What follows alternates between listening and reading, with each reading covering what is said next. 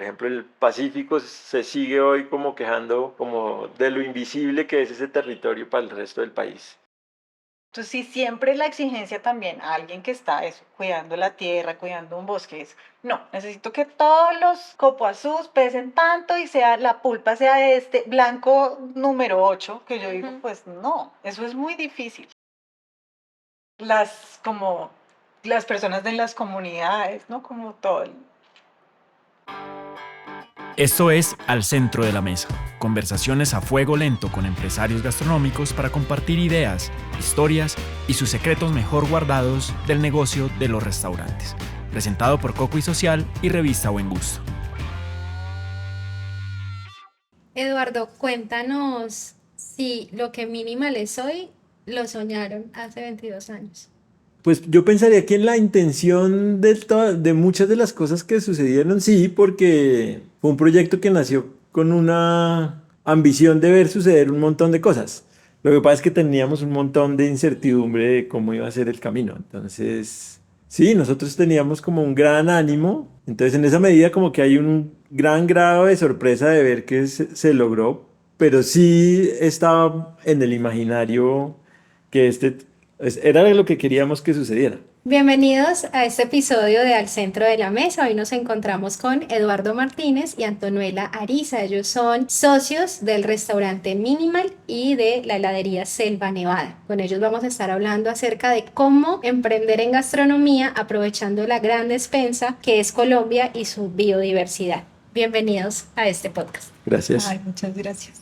Empecemos porque cada uno nos cuente un poco sobre sí mismos, más allá de lo que la mayoría, me atrevería yo a decir, conoce de Minimal, pero ¿quién es Antonella? ¿Quién es Eduardo? Bueno, yo soy artista plástica, de formación profesional, soy artista plástica de la Universidad Nacional, que decidí como no seguir con mi carrera de artes para dedicarme a otras varias cosas. Soy una aficionada a comer.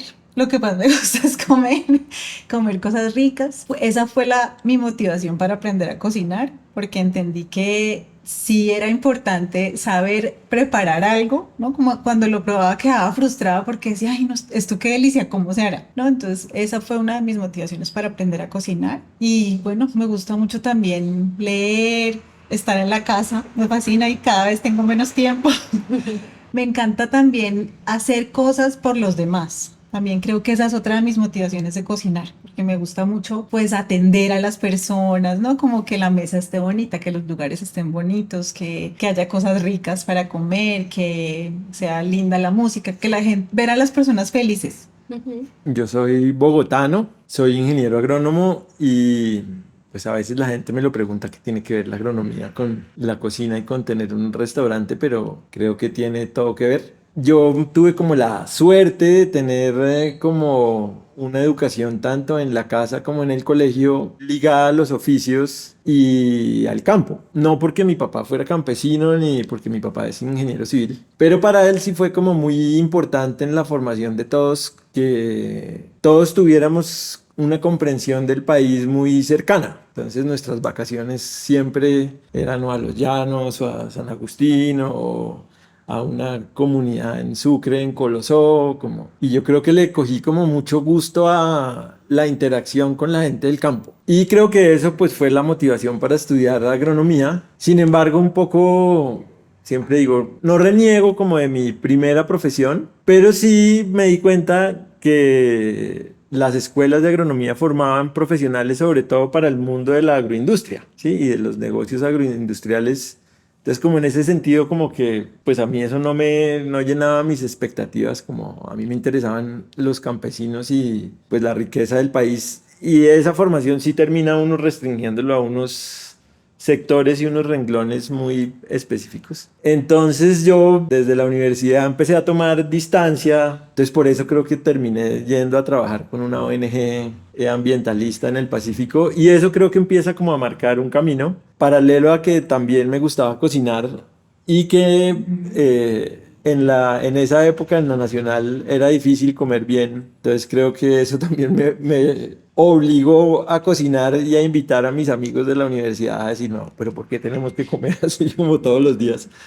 Y creo que eso fue como parte como de el principio, pero luego pues poder tener esa experiencia en el Pacífico de contacto con la gente de allá, sí creo que fue como uniendo y haciéndome descubrir que a mí lo que me interesaba también era como ese mundo del alimento y todas sus implicaciones, inclusive como políticas, ¿no? Como el discurso y la práctica alrededor del alimento puede ser una cosa que transforme la realidad, ¿sí? Y pues estando en el Pacífico como que además pude tener como un contacto muy cercano, que era la otra cosa que a mí me interesaba, que era eso de vivir en un país con la diversidad que tiene Colombia, que era lo que eso significaba. Y cuando uno tiene una experiencia de poder vivir con gente del Pacífico en ese ecosistema, pues eso es arrollador. Y finalmente, como acortando un montón la historia, pues finalmente esta historia del restaurante sí es una confluencia un poco de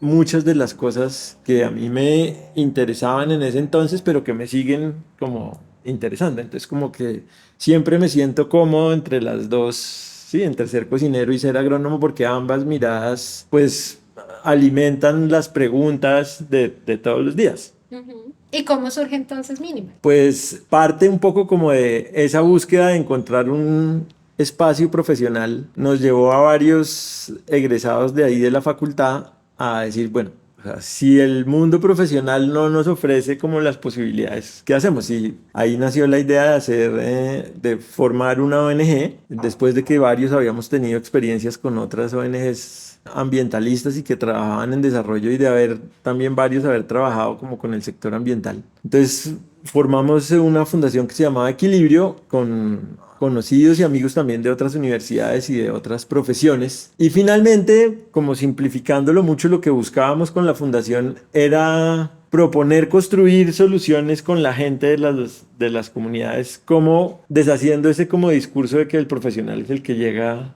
al territorio a resolver las cosas y a decirle a la gente qué tiene que hacer. Nosotros como con nuestra experiencia sabíamos un poco el ejercicio es al revés, o sea, cómo usted acompaña a la gente que sabe qué es lo que pasa, qué es lo que le necesita y qué es lo que usted puede desde su formación ayudar a que eso suceda. Y eso nos un poco como que nos llenó de un montón de experiencia y llega a un punto como año por ahí 99, 2000, como que el trabajo con la gente nos empezó a pedir, la gente decía, tenemos que encontrar formas de articularnos con el mundo urbano de otra manera porque pues tanto como nos pagan los productos, como nos observan desde una ciudad como Bogotá, sí, por ejemplo, el Pacífico se sigue hoy como quejando como de lo invisible que es ese territorio para el resto del país. Entonces ahí fue que empezamos a pensar pues cuál es la mejor plataforma para poder contar que hay un montón de iniciativas a lo largo de todo el país súper valiosas pero que nadie en la ciudad conoce. Y ahí iban confluyendo de a poco también las preocupaciones. Entonces decíamos, ¿cuál es la mejor manera? ¿Una revista? Sí, o sea, porque sí pensábamos que era un ejercicio de comunicación, o sea, que lo que se necesitaba era poder contar esas historias, pero decíamos una revista se queda corta, como, y tampoco éramos expertos editoriales, ni...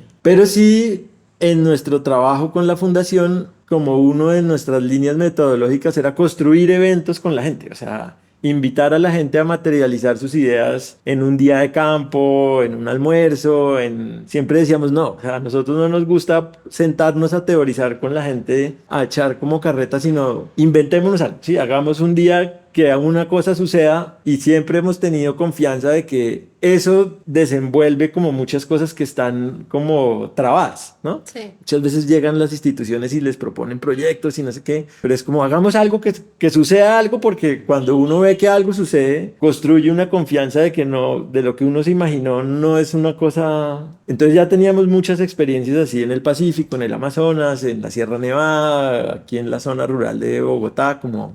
Y decíamos, pero ¿cuál es la plataforma? Y finalmente, después de muchas discusiones y cosas, pensamos que un restaurante con un espacio como en vivo sí era como posible. Y ahí aparece como el concepto de Minimal que tiene que ver mucho con haciendo el menos mal posible o como una conciencia de reducir el impacto como en todos los ámbitos y el alimento pues es muy importante. Y digamos que así comenzamos y llegado a un punto también tuvo que ver con haber tenido esa casa donde está el restaurante, que es como un patrimonio familiar, pero mi mamá estuvo a punto de venderla y ella me dijo, no, o sea, mantener una casa vieja es muy costoso, como yo la voy a vender. Y nosotros con mis hermanos la detuvimos y le dijimos, espérenos. Me dijo, bueno, pero ustedes me tienen que proponer algo porque esto de meterle plata a una casa todos los años porque sí, como porque era la casa de los abuelos, no. Entonces nos dio un año exacto. Nos dijo, en un año ustedes me tienen que proponer algo. Sí, o sea, en un año yo ya no sigo arreglando goteras, como...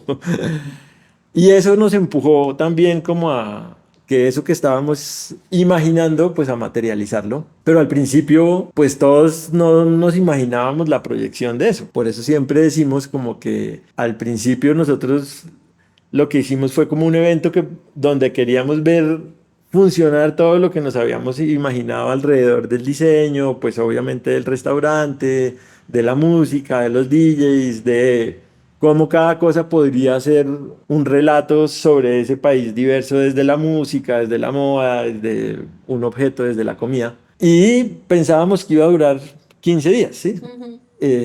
Y tuvo muchísima acogida desde el principio, pues quizás porque nosotros llevábamos tanto contándole la historia a tanta gente de lo que queríamos hacer que el primer día pues eso se llenó como... Y nosotros ni siquiera imaginábamos que eso iba a suceder. Y los siguientes días también vino mucha gente como... Entonces a los 15 días como que paramos un momento, era diciembre, y dijimos, ¿qué volvemos a hacer? Como, y dijimos, pues no, o sea, no dejemos enfriar la cosa porque sí fue chévere como la respuesta de la gente. Volvamos a proponer algo para abrir en un mes y volvimos a abrir un mes exacto de cuando habíamos abierto el 13 de enero y otra vez la inauguración se llenó como y por eso siempre decimos que Minimal fue un pop-up que nunca cerró.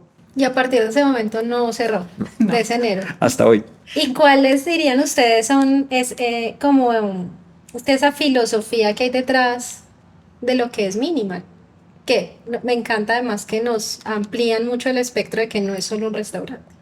Sí, siempre pensamos que es un proyecto cultural, ¿no? Sino que también a nosotros nos interesaba mucho como ejercicio demostrar que todo eso que nosotros nos imaginábamos no es un mero discurso, ¿no? Como, sí, porque tú puedes hablar de biodiversidad, de la riqueza cultural del país, ¿sí?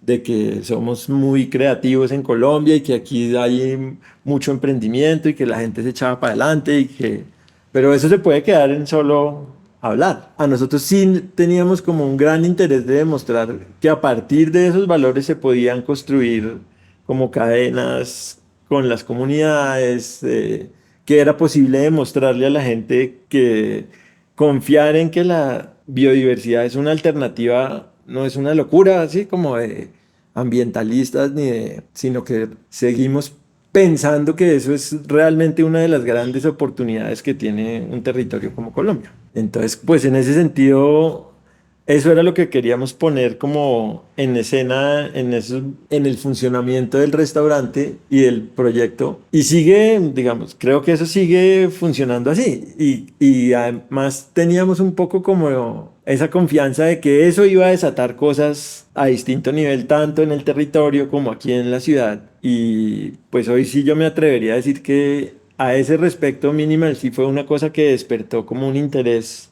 en la diversidad, que ya no es una idea, sino que es real, sí, porque hoy los medios, sí, El pues mismo sector. los emprendimientos, sí, como finalmente que a ese respecto creo que Minimal logró su cometido. Ujú. ¿Y cómo vuelve uno negocio la diversidad, la biodiversidad? Pues, ¿no? Pues con toda esa intención que desde siempre tuvo Minimal. Yo llegué después, pero yo creo que sí nos encontramos en esa intención. Sí, desde otra manera, yo nunca fui tan... Sí, yo no venía de una ONG, de trabajo en campo, yo soy también una chica de ciudad, totalmente de ciudad, pero sí nos encontramos sobre todo en el cariño como por nuestro país. Sí, yo creo que ahí y finalmente como tener ese sueño, ¿sí? De que eso fuera posible, pues también lo que logra es el empeño absoluto de que eso sea una realidad, ¿sí? De ver que sí es posible que todo, como que un ingrediente sea significativo en toda su cadena, como desde la semilla hasta el plato que uno pone en la mesa. Ujú. ¿sí? Entonces, y cuando tú ya lo ves, no solo con un ingrediente, sino con muchos, y entiendes el valor detrás de cada ingrediente, sí creo que es, ¿no? Totalmente posible que eso sea como el corazón, el núcleo, ¿no? de un emprendimiento. Pero claro, hay que creerle y hay que formar vínculos muy importantes y muy fuertes con las personas, con los proveedores, entenderlos además completamente, ¿no? En un país como Colombia que es tan difícil el transporte, traer una cosa, llevar una cosa de un lugar a otro, que es caro, ¿sí? Entonces finalmente sí entender cómo es que funciona y encontrar la mejor manera para todos, que además sea justo para todos, que sea posible, que beneficie, que uno también piense como siempre, hacer una reflexión muy como minuciosa de cómo es que va a beneficiarse todo toda la cadena. Pues es muy distinto cuando tú contactas a alguien y le dices, no, necesito 500 kilos de cualquier cosa. Una vez, porque eso, claro, es tarea para alguien que está en el campo, ¿no? Como peleando con el gusanito, como en la tierra, atento. Por una vez hacer todo ese ejercicio a realmente pensar, bueno, ¿cómo es que yo voy a usar este producto? ¿Qué es lo que yo tengo para ofrecer para que eso sea viable, sea real, sea posible, sea duradero, genere bienestar en todos los niveles? Y en el caso de Minimal, ¿cómo han llevado entonces ese discurso a la práctica y que realmente también sea rentable como restaurante, pero que también beneficie y sea sostenible en el tiempo? Pues yo creo que estuvo como en el ADN desde el día cero, porque finalmente era uno de los principales intereses. Yo recuerdo como esa carta del día que inauguramos ya tenía atún del Pacífico, de un emprendimiento además que persiste de mujeres en Vallasolano que ahumaban la albacora. Entonces, a pesar de que esa primera carta era una carta pequeñita, así como casi para un cóctel, Ujú. desde ese momento lo que queríamos como empezar a comprobar era pues todo eso, o sea, bueno, cuánto nos cuesta traerlo, cuánto cuesta hacer ese plato, cuánto, ¿sí? Cuánto le vamos a tener que pedir, le vamos a poder pedir como regularmente. Y yo creo que tiene que ver además con como las identidades de marca de mínimo. Entonces, en ese sentido, creo que hay como una cosa que se potencia, porque yo sí creo que si hay algo como que la gente reconoce de Minimal es como ese compromiso con la biodiversidad. Inclusive probablemente como diferenciador de marca cuando un bogotano tiene un invitado de afuera como que dice, pues no, yo lo llevo a Minimal para que poderle mostrar como el país que probablemente no le puedo mostrar desde aquí, desde Bogotá, porque aquí pues le va a poder mostrar el ajiaco, o le va a pero esa diversidad con la que probablemente alguien viene de afuera, y para el mismo como colombiano, es como, pues usted dónde ve estando aquí en Bogotá, todo eso de lo que hablan todos los días, ¿no? Que somos 42% de Amazonía y que somos el segundo país más biodiverso del mundo y que tenemos más de 85 etnias indígenas y que como que eso dónde se vive, dónde y siempre, pues, ese fue como el sentido comunicativo, fue es cómo usted le cuenta a un colombiano o a cualquier persona que eso que se dicen probablemente en las cifras o en los discursos de vez en cuando es una cosa que usted puede vivir todos los días, pues porque usted es de acá. Entonces, en ese sentido, creo que eso también,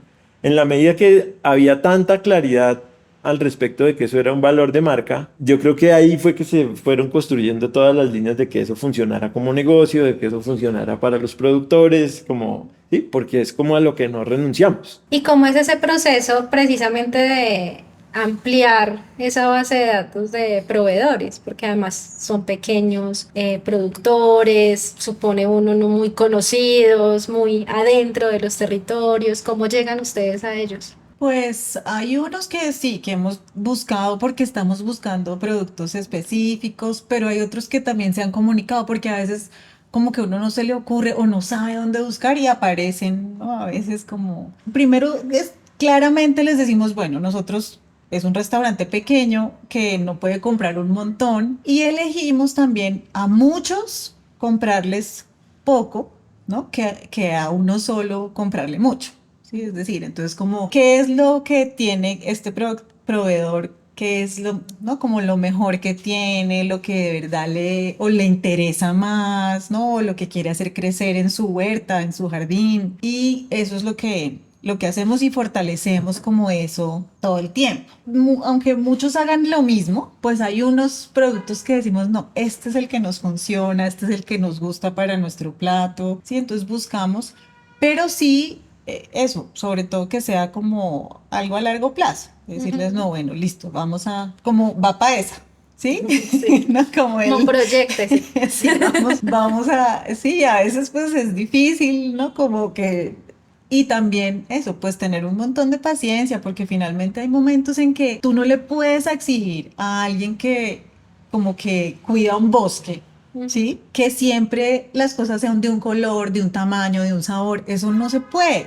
Sí, entonces como cocineros también yo creo que en Minimal hemos entendido pues que el pescado, por ejemplo, es pues el que llegue. En Minimal el pescado se llama pesca del día. Hoy hay esto, pero mañana hay esto. A veces somos súper afortunados y hay como tres distintos, entonces hagamos uno así, uno así, uno así, pero sí, finalmente hay momentos en que no hay. Y que eso también es como una razón para cambiar el menú, para entender otras cosas, para proponer otras cosas. Y qué le podemos decir de pronto a quienes nos estén viendo y ya hagan negocio, quieran hacer negocio gastronómico para que lidien con esa incertidumbre? Porque yo siento que algo que pasa mucho cuando en cualquier proyecto, en cualquier plan de negocio del índole que sea, pero en gastronomía sobre todo se estandariza mucho todo. Entonces, todo tiene que ser la papa con referencia tal, de tal tamaño para que me salga tantos palitos de papa para fritar, o sea, todo es muy así, pero ahí lo que tú dices, se pierde completamente también la conexión con la realidad del campo y se descarta un montón de alimento también gracias a esas selecciones tan particulares que se hacen. ¿Cómo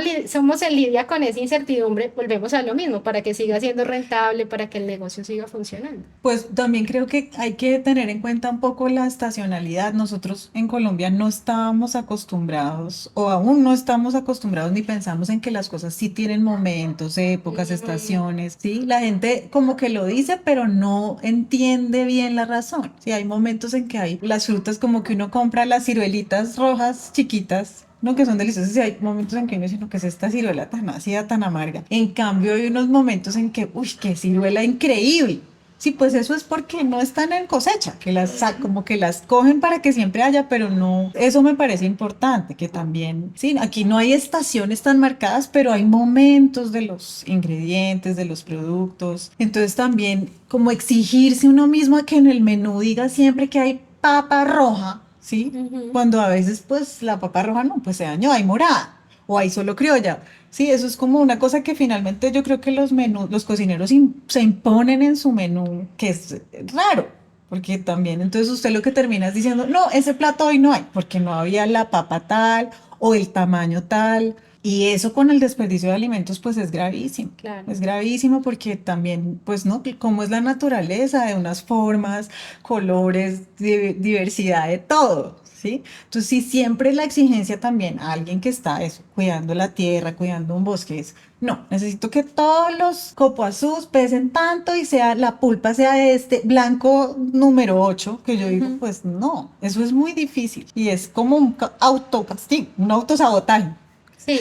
Yo creo que el ejercicio es al revés. Pues también depende del tipo de cocina que uno quiera hacer, ¿no? Porque habrá otro tipo de emprendimientos que requieren un nivel así de estandarización que... Pero yo creo que parte también un poco de lo que Minimal ha hecho de educación para el sector es...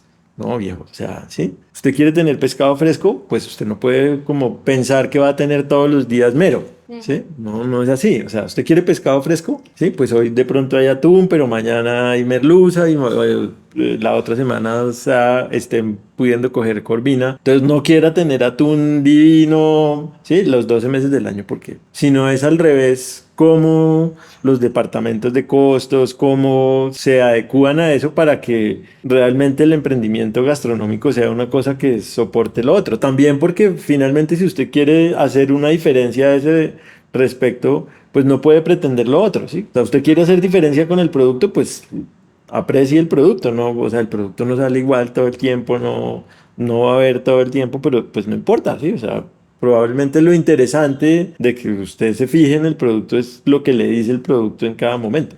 Perfecto. Como pueden observar, los hemos invitado a un espacio que se llama Coffee Social que es un laboratorio de emprendimientos gastronómicos. Y en este bloque de la entrevista, la idea es que hablemos de esos primeros inicios. Creo que ya un poco nos lo adelantabas, Eduardo, pero ¿cómo fue ese primer día? Digamos, más allá del pop-up, del primer pop-up, cuando ya deciden, sí, vamos a hacer un restaurante y vamos a funcionar como restaurante, ¿cómo fue ese primer día? ¿Cómo lo recuerdas? No, pues fue muchísimo vértigo porque un poco también cuando uno emprende, creo que hay un momento en que uno se da cuenta, y yo creo que no es siempre antes de, sino finalmente cuando está funcionando, sí hay un momento de vértigo muy tenaz, porque hay un momento en que tú dices, sí, realmente yo me tengo que comprometer con esto, sí, o sea, esto es lo que yo me imaginé, esto es lo que yo quería, esto es como, tiene ya como el aspecto de lo que yo me imaginaba, pero ahora eso qué es lo que pide como de mí como emprendedor. Y eso es un momento como de vértigo tenaz, porque realmente ser como emprendedor y ser dueño de un negocio y tener libertad de hacer lo que tú quieres y todo, es una gran responsabilidad, ¿no? Porque muchas veces es más fácil ser empleado de una cosa donde tú vas de 8 a 5, donde los que se preocupan son otros, como... Entonces, por ejemplo, como ese momento para mí fue como un momento como de... Uy, espérese, como... sí. Pero a la vez es como una cosa muy chévere porque como creo que pues sucede con muchas cosas en la vida, es en el momento en que tú te como que descansas, en ese momento descansas, dices, sí, yo voy a tener que hacerme responsable y a ese respecto Minimal para mí, por ejemplo, ha sido como una escuela tremenda, porque todos los días lo que significa es eso, o sea, es hacerse responsable, ¿sí? Como si algo sale mal, usted se tiene que hacer responsable, ¿sí? Si algo sale bien, también se tiene que hacer responsable, ¿sí? De lo que va a suceder porque salió bien, porque la gente va a hablar, como de todo, como todos los días es un ejercicio de responsabilidad. Que cuando la responsabilidad está como depositada en otros, tú puedes siempre tener como una cosa, no, hasta aquí va lo mío, ¿sí? Aquí esto es como un ejercicio todos los días. Usted se tiene que hacer responsable de todo, de sus empleados, de sus clientes, de los proveedores, de lo que sale bien, de lo que sale mal. Todos los días hay que hacerse responsable. Y eso es, creo, finalmente una escuela de vida súper chévere, porque yo creo que cuando uno aprende a hacerse responsable también se aliviana de un montón de cosas, porque sabe que la vida es así, o sea, usted todos los días pues tiene que hacerse responsable. De pronto, ¿qué consejo le hubiera gustado escuchar a la Antonuela y al Eduardo de esa época que ya después de tantos años consideren importante? Ay, a ver, ¿cuál será? Pues yo creo que un poco de tener un poco de espacios de detenerse, no decidir de pronto abrir todos los días en los dos servicios de una, como cuando uno arranca, sino como no. Ahora de como unos días, luego mire cómo va la cosa y encontrar como momentos en el año para, sí, para cerrar. Yo, para mí es todavía muy raro que no, que los restaurantes funcionan sin parar, que a veces yo digo, ay no, pero estoy como ahogada, necesito un momento porque ya no sé ni para dónde coger. Sí. Sí, porque uno sí siento eso, como que hay que tener momentos de, pues de sentarse a leer un libro, De de tomártelo entender, con calma. claro, de entender, bueno, esta receta que yo me imagino, cómo es que es mejor hacerla, si a veces uno como que está pataleando y la respuesta está en eso, en tener un mediodía para sentarse a leer unos libros, deténgase un momento cuando necesite, cuando sienta que lo necesita. Y para mí probablemente sí es, yo creo que uno al principio cuando es como emprendedor sí dura un periodo muy largo en valorar su propio esfuerzo, como, ¿no? Como uno quiere que la cosa salga adelante, pero nosotros, por ejemplo, siento que nos tardamos mucho en valorar bien el esfuerzo como de nosotros mismos, como, sí, porque decíamos, no, pues está chévere porque la gente está viniendo, porque, pero no nos hacíamos como suficientes preguntas y yo creo que tenerlo claro desde el principio también lo sitúa a uno mejor, ¿no? Porque eso hace también que tú te leas frente al mercado. Pero claro, cuando uno está comenzando, sus puntos de referencia son como unos grises raros, porque tú dices, o sea, yo me parezco a esto, o estoy como en este renglón de cosas, o quiero llegar acá y de una me proyecto así, como... Pero a uno nadie le dice, pues deténgase un momento y piense, porque creo que pues un negocio sano sí es un negocio que se hace como las preguntas justas de todos los esfuerzos que requiere, de los esfuerzos, de cómo hay que remunerar los esfuerzos de los empleados, de los proveedores, pero muchas veces uno emprendiendo el último que uno como aprecia y valora es el de los que están emprendiendo, ¿no? Nosotros nos tardamos muchísimo y yo creo que eso nos costó. Muy bien. Y lo otro, perdón, yo añado una cosa, es importante como preguntar. O sea, que uno, ¿no? A veces en los profesores en la universidad o en el colegio le dicen, alguien tiene una pregunta y todos. Y yo sí digo que es súper importante preguntar sin pena, llamar al colega, al amigo cocinero, oiga, venga, estoy tratando de resolver esto y no sé cómo. Sí, porque a uno le da pena, como le da pena en la universidad, todo, porque claro, dicen, no, pero ¿será que no voy a ser capaz? Pues no, uno a veces no es capaz. Entonces sí, preguntar siempre es chévere porque uno aprende un montón. Vale. Ustedes son un caso de éxito, un restaurante muy inspirador para mucha gente. ¿Qué los inspira a ustedes? ¿Qué inspira a Minimal? Pues a mí un montón de cosas, o sea, yo sí digo que a mí me inspira sobre todo las personas con las que trabajamos, como las personas de las comunidades, ¿no? Como todo perdón. ¿No? Sí, pero creo que eso sí es pensar en ese trabajo enorme que hacen, ¿no? Y como en lo juiciosos que son, en lo incansables que son, ¿no? Como en, ¿no? Alguien que está ahí atento a todo, como a la abejita, a la tierra, a las mujeres que recolectan piangua, ¿no? A las chicas que todos los días viven lejos y se montan así en el bus y llegan súper animosas allá a cocinar a Minimal, ¿no? A Selmi que lleva pues 22 años trabajando allá. Es decir, y yo digo como, si esa es también mi razón de todos los días. Listo, va para esa.